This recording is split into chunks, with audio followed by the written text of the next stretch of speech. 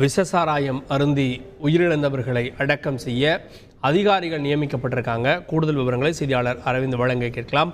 அரவிந்த், உயிரிழந்தவர்களுடைய உடலை அடக்கம் செய்ய பணிகள் நடந்து வருகிறது, அதிகாரிகள் நியமிக்கப்பட்டிருக்காங்க. யார் இவர்கள்? கூடுதல் விவரங்கள். கள்ளக்குறிச்சியில் விசச்சாராயம் அறிந்து 37க்கும் மேற்பட்டோர் விழுந்த நிலையில 29 பேரின் உடல் பிரேத பரிசோதனை செய்யப்பட்டு அவரது உறவினரிடம் ஒப்படைக்கப்பட்டுள்ளது. குறிப்பாக கருணாபுரம் மற்றும் அதை சுற்றியுள்ள பல கிராமங்களைச் சேர்ந்தவர்கள் இங்க இருந்திருக்காங்க. அவருடைய உடல் உறவினர் ஒப்படைத்த நிலையில இந்த ஒவ்வொரு உடலுக்குமே வட்டாட்சியர், தனி வட்டாட்சியர்